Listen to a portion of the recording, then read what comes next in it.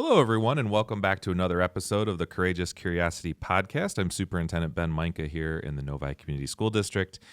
And today is an awesome day because we get to celebrate some of our esteemed colleagues, and it's kind of a unique day because we're actually going to be talking to future educators, which is always exciting.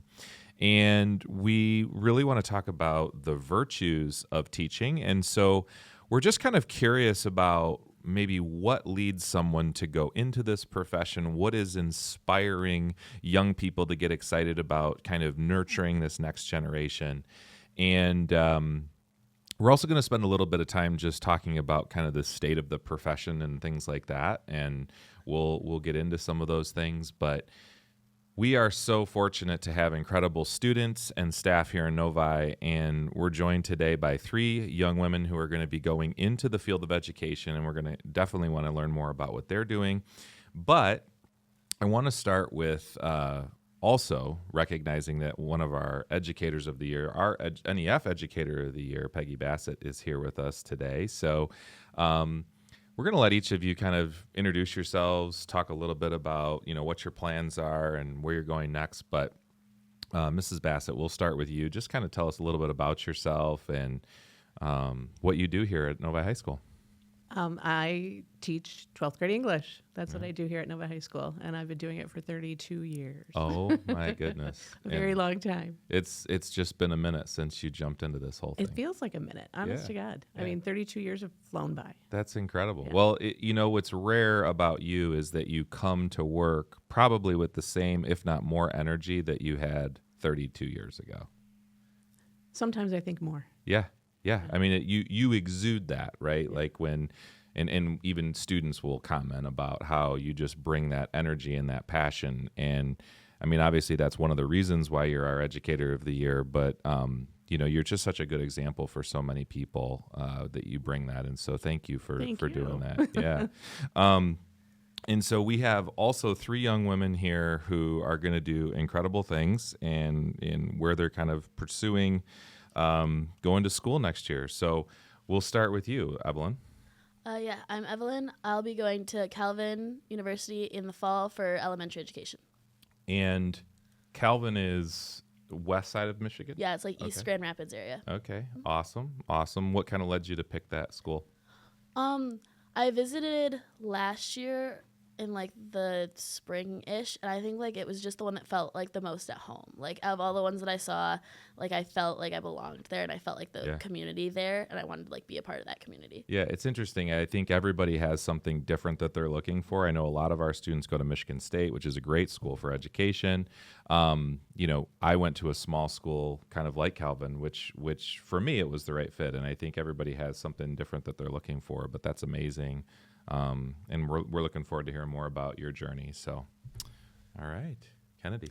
Hi, my name is Kennedy Gilmore, and I will be attending Michigan State University to study elementary education as well. That's awesome. And what made you pick MSU? Well, obviously they have a very good education program, especially elementary. They have for the decades now.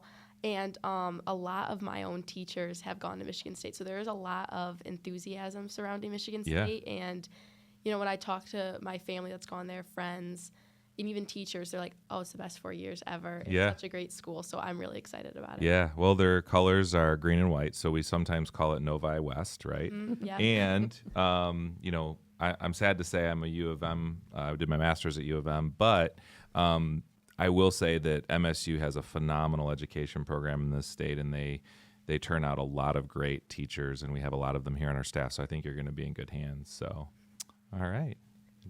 Hi, I'm Zan Malan. I'm going to Brigham Young University in the fall. That's in Utah, so a bit of a hike. That's amazing. So BYU, great school, totally a little bit of a different flavor. What led you to go to BYU? I mean, Utah's obviously beautiful, but... It is.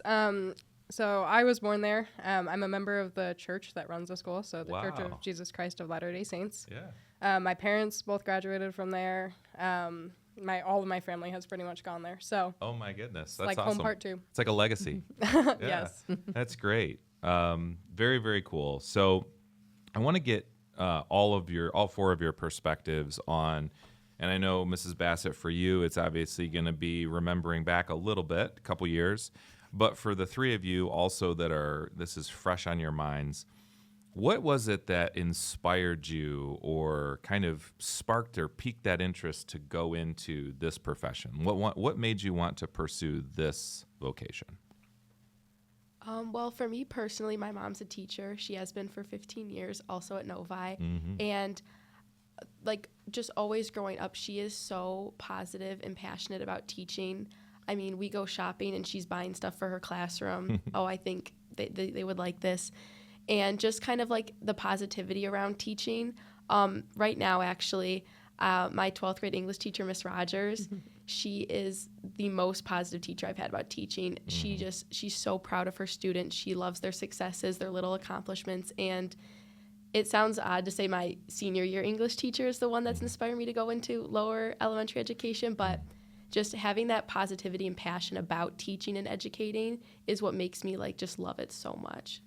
Well, you're 100% right about Mrs. Rogers, and I think that I think that she does exude that same positivity, and happens to be good friends with Mrs. Bassett and teaching partner. But I will say that I think that what was another cool thing that you mentioned is that your mom, who does an amazing job working here in our district, but you got to see as her daughter the things that she was doing, and it's actually. What we're seeing, and I know you've probably seen this, there's a less educator kids going into the profession, and I'm starting to see that churn a little bit. My daughter is actually studying to be an elementary teacher in college, and I think there's more and more educators that are seeing their kids go into it, and I think that's a really important thing, the generational educator. Yeah, I actually have a very similar story. Both my parents were teachers. They no longer are, but both my parents, so like all of my growing up years, I saw both my parents be teachers. Specifically, awesome. my dad, he taught, but they both taught high school, so that's really where I thought I was going. Yeah. And then I ended up going to elementary education, which I'm really excited about. Sure. But that's Absolutely. kind of my same story of seeing my parents teach. Yeah, you got to see that, and that's a great thing that both of you have had that kind of generational impact, and then going into it. Yeah, Either- neither of my parents are teachers. So what was different for you? As cheesy as it sounds, I think starting at age 11 or 12, I would babysit a lot, and then it kind of became like a thing that wherever I was, whether it was church or school, there would just always be a kid attached to my hip. They just, I don't know, I love them. They love me most of the time. That's awesome. And I love being around them. They bring me joy. That's great. Do you remember back that far? Yeah. God, now makes me seem old. No. I am old. All right. Anyway. I remember on that note, though, I remember hiring for the first time a student that I had in my classroom. And you've probably seen that thing come through where you've had, kids of a student. Oh, yeah. No. It's different. Yeah. Thinking back, it was tough because I was like you, Zan. I had, little kids would gravitate toward me, and I thought I loved that. But I really thought about it. I'm like, okay, who am I and what am I about? And I thought about things like, I think I want my own family. Can I be around little kids and big kids, or little kids and little kids all day and at home? And I just was like, maybe not. And then bulletin boards. I'm like, oh my. Anyway, but I think my personality fits better with an older kid in terms of teaching. Yeah. So, and the energy you have to expend, it's a lot. And not that I don't hear, but it was a tough decision though. It really was. And I think I made the correct decision. It was good. Yeah. Yeah. But it was, I didn't have anybody.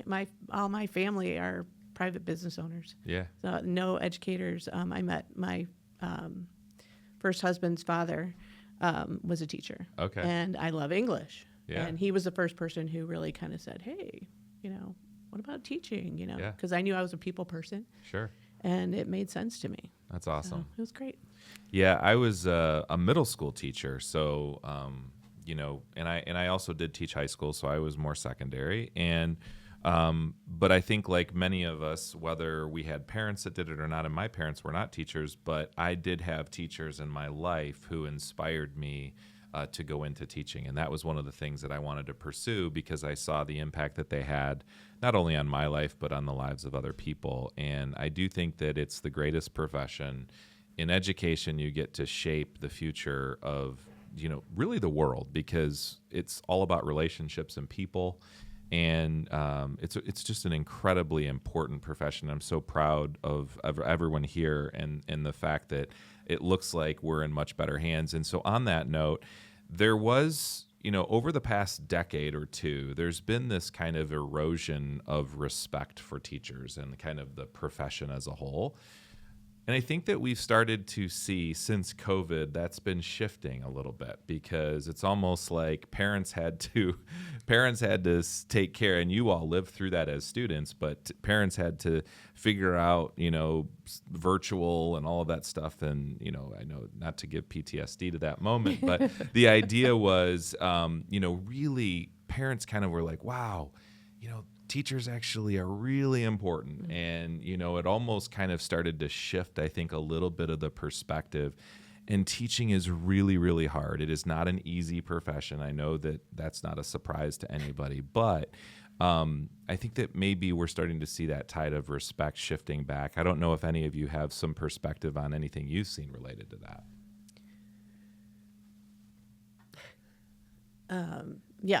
I've run the gamut. The respect when I first started was pretty high, and then there was this huge downshift. And I think you were mentioning that, more students of teachers, or more kids of teachers, are going into the profession now. My kids would disagree with that. Because they were in that. Yeah. My husband and I are both teachers, and they saw how devastating, it was when the tide turned against teachers and how we felt, and they just were, I think it hurt them. Yep. And now, like you said, after COVID, I think there's another upswing again. But I think it does cycle, and I think you're 100% right. I think your kids are probably a little bit older, but it was the situation where there were so many educators that were telling their children, "Look, don't go into this. This is rough. This is a tough time." And my hope, I guess, my aspirational hope is that that's changing, and I think the three of you are evidence of, and even my own daughter, that we're starting to hopefully see that shift a little bit. But so all of you, shifting gears a little bit, were involved in things at this high school.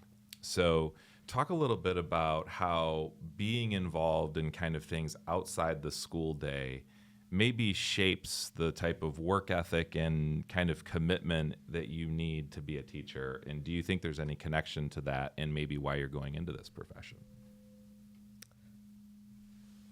I can go first.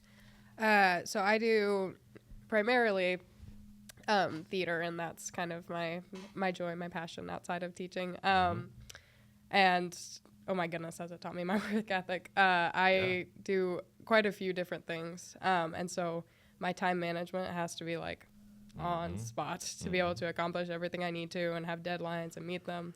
So I think as I've even since being a freshman and participating, I was just like an ensemble member. Like I sang and I danced, and I probably didn't do a great job because I was like, yay, singing and dancing. And that's about it. And now as a senior, I'm trying to get all the props set up, and I'm trying to publicize our show as best I can. And I see how kind of my focuses have changed. I've grown so much since then because I've learned okay, this is what needs to happen. This is how I happen, and I still have fun doing it. So yeah, I love what I do, and it's definitely taught me to budget time. Yeah, I think it's a great point you just made about time management, and that's super important for a teacher. But also, a lot of people struggle with being in front of people, being in front of an audience. And so theater, in its unique way, you have an audience every day, right? So it's kind of cool. True. Yeah. I think for me personally, I had the opportunity to start working at the Early Childhood Center this year as an after-school care aide. So I'm there till 5:30. And I think for me, just being in a classroom setting with students is so valuable to me, especially at a young age, because you know, you do so much development and growth at that age that like you can really see a kid make a big stride from like September to now. And I just love seeing that. I love seeing them able to, you know, make progress and even help out with that, you know, like playing games when it comes to like just stuff like spelling, working on numbers. Like I just love that. And I think that it's a really like unique opportunity that's my job right now, but it's also like helping set me up for college next year in my future career. Now, you were part of the teacher cadet program here, correct? No, I wasn't. Okay, you were part of the teacher cadet program, and were you a part of it too? Yes. So you're working at the ECEC, so you're doing this, you're getting experience, right? So for the two of you, talk a little bit about this cadet program and how that helped you. Yeah, it's amazing. It's one of our favorite things. We actually are both fortunate enough. We go to the same school, so we both go to Village Oaks for our 6th hour, Tuesday, Wednesday, Friday. Okay. So we're there. We leave right after 5th hour, and we get there by like 2, and we're there until like 2:44 till later. Okay. Later most of the time. Depends on how long the buses take to get out, right? So, you know.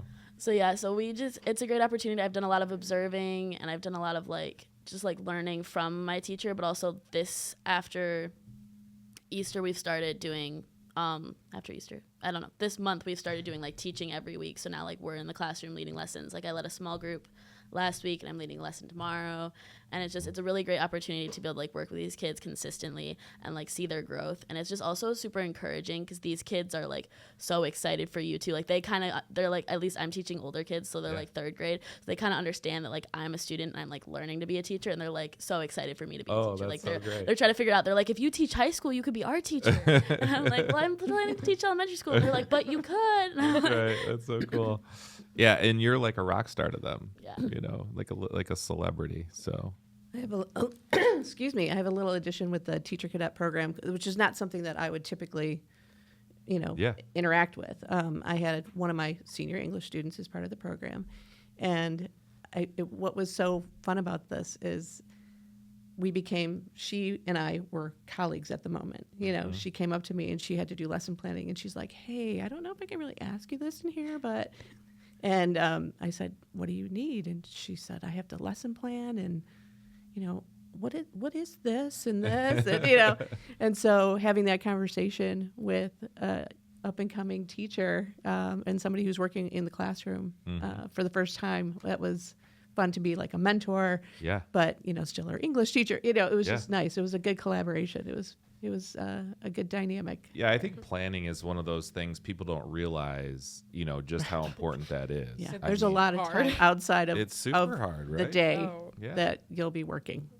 Yeah. There's never really downtime. Because people look at it and they're like, well, the school day goes from this time to this time, but that's not actually the amount of time any teacher is actually working. I mean, there's so much more that goes into it, right? Right. So, And I'm usually, for me, I'm usually the person who's here the longest and the latest. I am like, where is everybody? yeah. But, we get it done at 2:44, and I'm here guaranteed like till 4:30 every day. And then I have work to do at home. Mm-hmm. Yep. It's a lot, It's a lot. but it's fun. It's super rewarding. But Peggy, you were the NEF Educator of the Year. You've been obviously a tremendous foundational part of our school community in Novi for a long time. What advice would you give the 3 young women who are here, who are pursuing this as a career, and we're obviously excited to see what they do, but as a kind of a veteran teacher on this staff who's been so successful, share some, maybe whatever insight you might give them as they move forward. So my insight, Mrs. Rogers and I collaborated on this question, actually, because we collaborate on everything. Sure.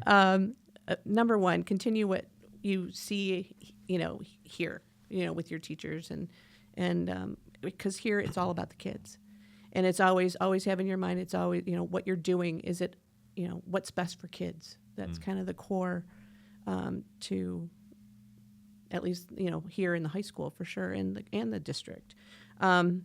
Notice the little things, somebody gets a haircut and you notice, like, something simple like that, like, kids feel special that you noticed. So notice those little things. And the high school is different than the elementary in that we have after school activities, like always participate, go to those activities, go to a football game, chaperone a dance. I mean, again, you're elementary education, but, there are other ways that you can still, interact with your kids outside of school. So I would say it's building relationships. Find your people at work, because then, that makes work fun. Work is never work when you're with those who support you and those people who you love to collaborate with. Like Mrs. Rogers and I are pretty unique in that we are, we have the best, we bring out the best in each other, and we love doing it and we have fun. And that's the other thing. You have to have fun, but be responsible. Make sure you're preparing them for the next level. Always think like they're moving away from me, and I want to make sure they're ready when they get to that next level. But have fun. Yeah, it's so cool. And the thing that's great too is that everybody that is hearing this advice, that may be watching this, and for the three of you that are hearing this advice, it's coming from a place of true authenticity. I go to a number of events here and there, and I happened to be at a boys basketball game in Northville, and I sat right behind, Peggy and Mrs. Rogers, and they're just there because they had kids in their class that were playing, and they wanted to be there to participate. And so when she says that bit of advice, it's coming from a true place, and she's living that out.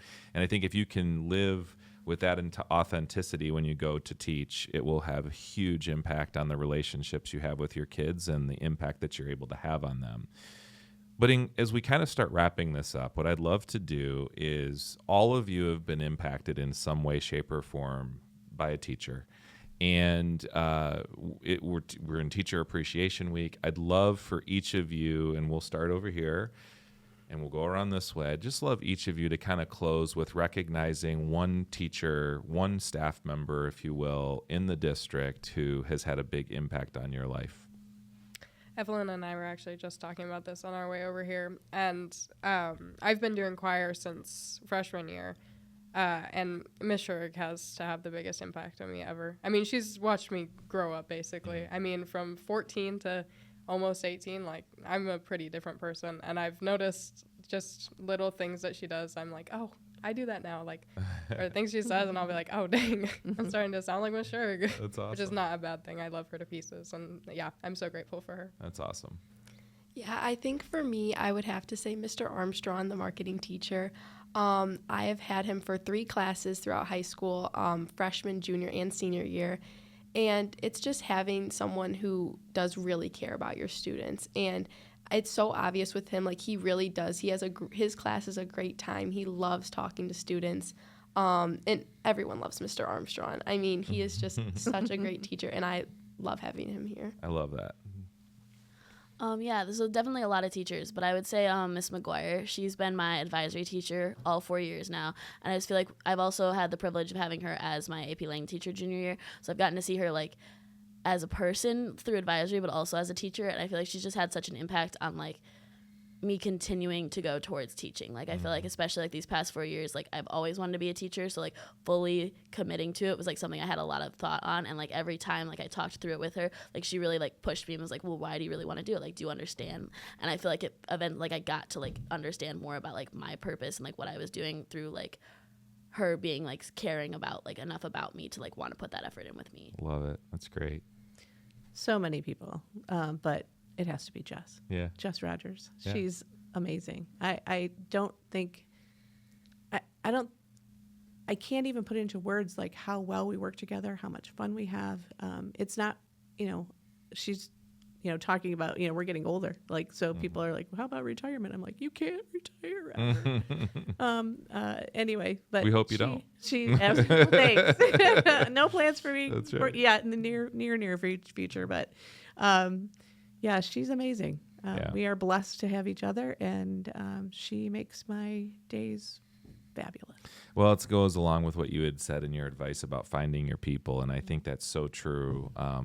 You want to have somebody that you can rely on and trust as you go through this incredible career, and I think that's great advice. And I'm just so encouraged by the three of you, and certainly Mrs. Bassett, you are an inspiration to all of us. Thank you to all of our teachers out there and all of our staff in education, and for those that are going into education. It truly is an incredible profession, and we're so grateful for all of you that are going to pour yourself into the lives of children. And we hope that we have even more of you that might have the desire or call to go and do that. It truly is incredible. So thank you to everyone. Thank you for watching the show, and stay curious.